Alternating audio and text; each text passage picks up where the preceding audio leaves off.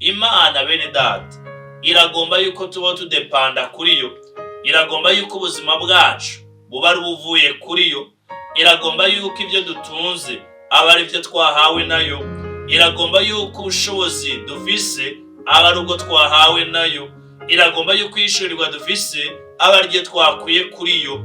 Imana iragomba ko tubaho turi muzabibu. Uwo muzabibu ni Kristo. Iyo tuvuga ngo turakijije nuko tuba twakiriye Yesu ngo abe umwami no mukiza mu bugingo bwacu.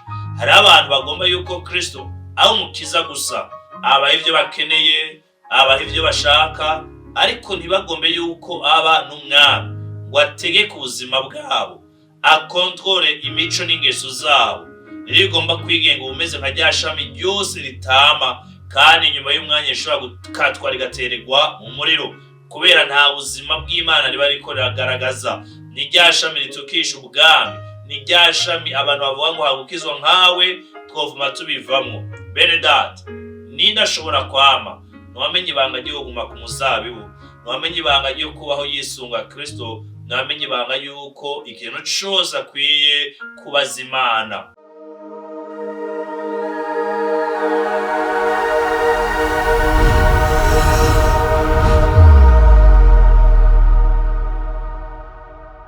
Baramukije mwese mw'izina rya Yesu, ndabahaye ikaze muri kino kiganiro c'amasengesho kuri televiziyo ya Heritage. Ndizera ko mwamaze kuba mu bihe vyiza umunsi wose, mwagiye mubona ukuboko kw'Imana, mwagiye mubona Imana ibazigama, Imana ibarinda, Imana ibagwanirira. Birakwiye ko tuyishimira iyo Mana ikomeje kubana natwe. Vy'ukuri si uko twarabagororotse, si uko twakoze gusa ibiyihimbara, ariko urukundo rwayo n'inyonga zayo vyakomeje kuba kuri twebwe. Reka amajambo yawe no mu buryo bwawe bwo gusenga ushimire iyo Mana yabanye nawe.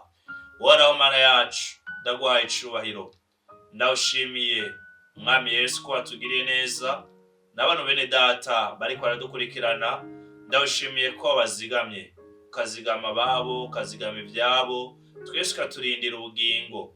Mwami, ukaba waduhaye kubona uyu munsi, wadushoboje kurangura integuro zacu z'uyu munsi, kandi Mwami turanakwizeye ko ukomeje kubana natwe no muri iri joro tugiye kwinjiramwo.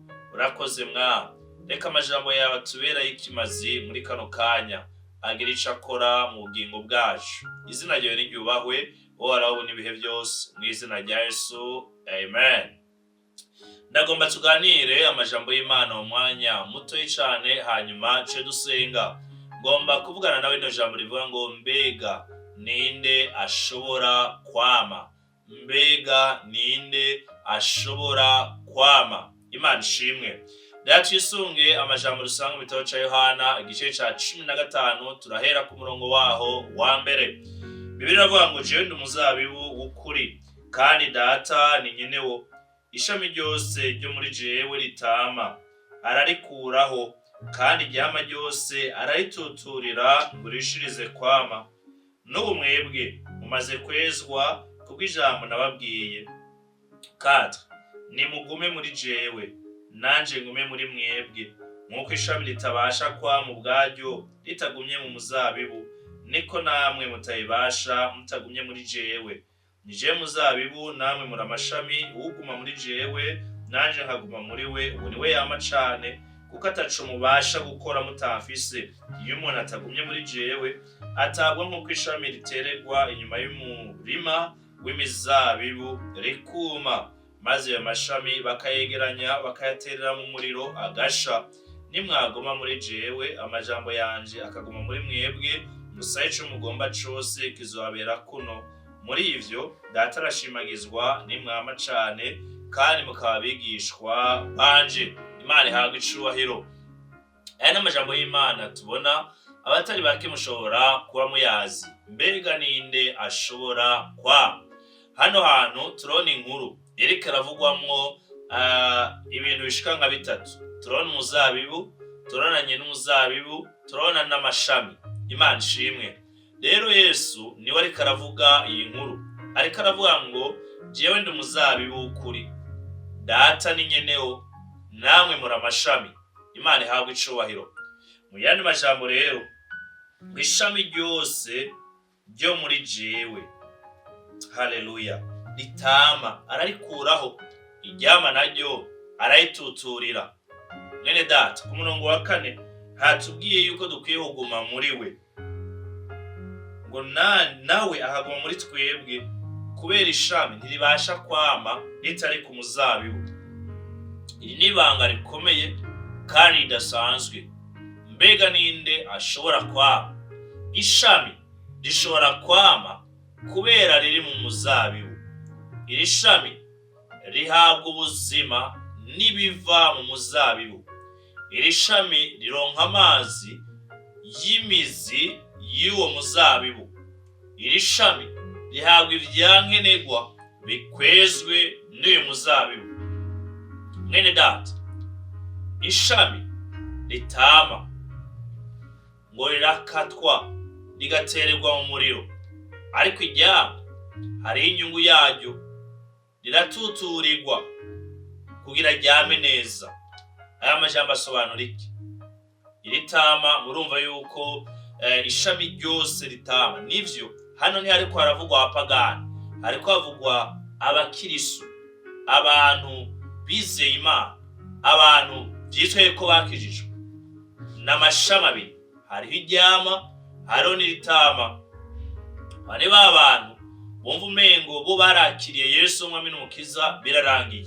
Ishami ritama ni wa muntu yakomeje kugumaho ubuzima bw'icaha, ubuzima bwa gipagani, bari mu rusengero ariko bari no mu isi. Ubuzima bwabo ntabwo bugaragaza ico bari neza. Birivuga rero ngo ishami ryose ritama rirakatwa rigatererwa hanze, rigaturirwa, ariko iryama ni wa mukristo akomeje kwinanata, akomeje kugerageza kubaha Imana no gutinya Imana, akomeje kwirinda ivyaha n'ubuzima bw'ivyaha.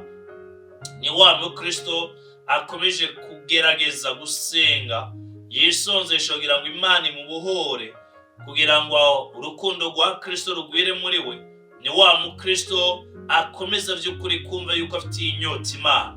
Bibiri ivuga rero umuntu ameze nk'uyu, ngo iryo shami ararituturira. Kurituturira ni handi Imana ikwigiriza kure abanyangeso mbi, ni handi Imana igushirira kure babandi bitwa bene data ariko bashobora gusugumira mu vyaha. Imana irabakurinda, Imana irabegeza kure kugira ngo wewe umwete n'inyota ufise ku Mana bikure. Mbega ninde ashobora kwama? Nuwamenye rino banga ryo kuguma ku muzabibu, nuwamenye yuko adashobora kubaho atari ku muzabibu. Hari igihe biratubwira mu gitabo ca Yesaya, haravuga ngo kuri uwo munsi inkumi 7 zizoza ku musore umwe, zimubwire ngo turakwinginze duhe kwitirirwa gusa, ibisigaye twe tuzomenya uburyo tubaho, ivyo turya, ivyo twambara, ivyo tuzomenya tubikora. Iri ni rya shami rigomba kubaho ryigenga, kubaho riri independent. Imana bene data iragomba yuko tubaho tudepanda kuri yo, iragomba yuko ubuzima bwacu buba ari buvuye kuri yo, iragomba yuko ivyo dutunze aba ari byo twahawe nayo, iragomba yuko ubushobozi dufise aba ari ubwo twahawe nayo, iragomba yuko ishurirwa dufise aba ari ryo twakuye kuri yo. Imana iragomba ko tubaho turi mu muzabibu. Uwo muzabibu ni Kristo. Iyo ubayeho wigenga, wiganza, iyo tuvuga ngo turakijije nuko tuba twakiriye Yesu ngo abe umwami no mukiza mu bugingo bwacu.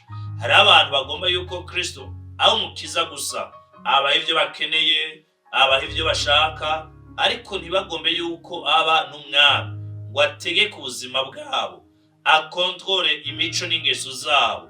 Rigomba kwigenga ubumeze nka rya shami ryose ritama, kandi nyuma y'umwanya rishobora gukatwa rigatererwa mu muriro, kubera nta buzima bw'Imana riba riko riragaragaza. Ni rya shami ritukisha ubwami, ni rya shami abantu bavuga ngo hagukizwa nkawe twovuma tubivamwo. Bene data, ninde ashobora kwama?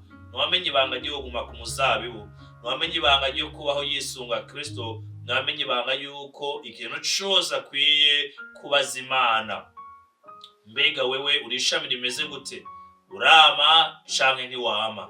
Ntidushobora kubaho tutamufise, ntidushobora kugira ico dukora tutamufise. Mwene data, turakeneye Kristo kugira ngo twame, kandi iyo twama Bibiliya ivuga ngo data arashimagizwa. Rero ndagutera intege ngo ishami ryama kugira wame, nuko amajambo yiwe yoguma muri wewe, nuko kwizera kwa Kristo koguma muri wewe, nuko inyota y'Imana yoguma muri wewe, nuko ushishikara gusenga, nuko ukomeza kunyoterererwa Imana. Rero ndaguhimiriza ikintu cyose cyotuma impwemu yawe ikura vy'ukuri uciteho kandi ucitwararike kugira ngo iryo shami ryame. Harimo uruhara rwawe, harimo umwete wawe, harimo ishaka ryawe, ariko ukabaho nk'abandi bose babaho. Bibiliya ivuga mu gitabo c'Abanyefeso 4:17 ngo ntimube mukigenda aho kw'abanyamahanga bagenda. Iyo uhisemo kugenda aho kw'abanyamahanga bagenda, uri rya shami ririndiriwe guturigwa, gutererwa mu muriro. Ndagomba rifata uyu mwanya wo gusenga. Mbega vy'ukuri uri mu bihe bimeze gute? Uri ishami rimeze gute? Mbega uri kubaho gute? Iyo turiko turama, data aranezerwa, n'abandi batubona barifuza kumenya Imana twamenye, barifuza kurondera ubuzima bwacu burabaryohera. Tuba tumeze nk'umunyu kuri bo, tuba tumeze nk'umuco kuri bo. Ndagomba dusenga Imana kugira ngo Uhoraho dushoboze gukora ibikenewe byose kugira ngo tugume ku muzabibu ari we Kristo. Uhoraho Mwami, ndaguhaye icubahiro. Twarabayeho ubuzima kenshi bwo kwigenga, bwo kubaho nk'uko ubwenge bwacu bwiyumvira, bwo kubaho nk'uko imico n'ingeso zacu zigomba. Twaragenze imyaka n'ibihe byinshi turongorwa na kameremere kacu, dukora ivy'imibiri yacu yifuza, dukora ivy'ivyifuzo vyacu vyifuza.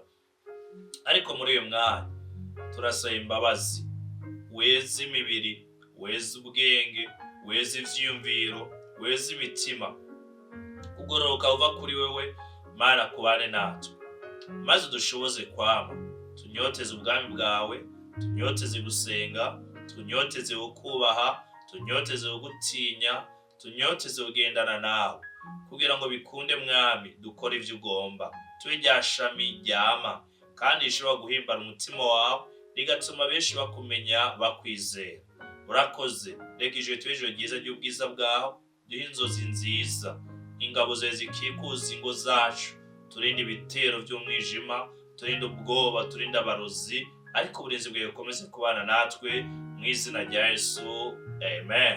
Uhoraho abahezagire, mugire ijoro ryiza. Murakoze.